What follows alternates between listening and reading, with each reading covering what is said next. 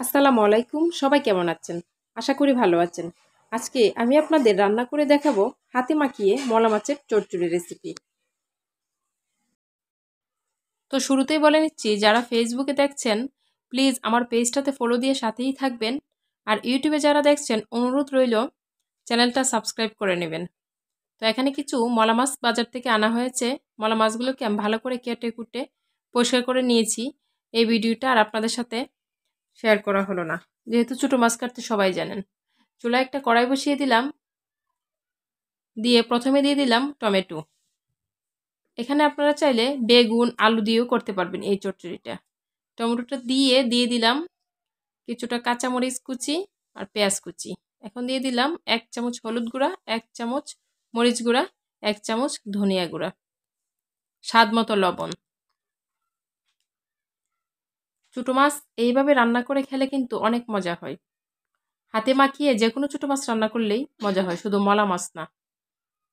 এরপরে দিয়ে দিলাম মলা মাছটা। মলা মাছটাকে আমি ভালো করে ধুয়ে নিয়েছিলাম।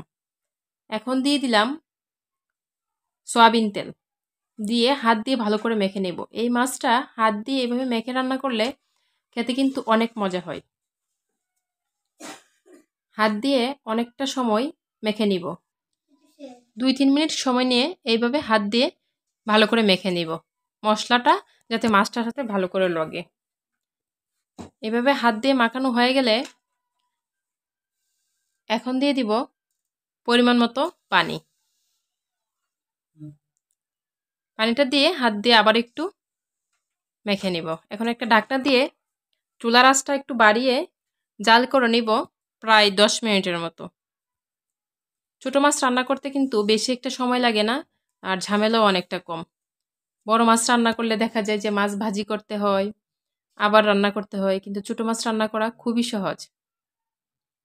এই রান্নাটা আপনারা যে কেউ করতে পারবেন, খেতেও কিন্তু অনেক মজা হয়। মলা মাছ খেতেও অনেক মজা।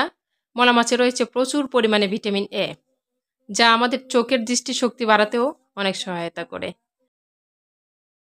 যাদের চোখের সমস্যা থাকে তারা বেশি বেশি করে ছোটো মাছ খাবেন। ছোটো মাছ খেলে চোখের দৃষ্টি অনেক বৃদ্ধি পায়। আমার মলা মাছের তরকারিটা প্রায় 10 মিনিটের মতো জাল করে নেওয়ার পর দিয়ে দিয়েছি ধনিয়া পাতা কুচি।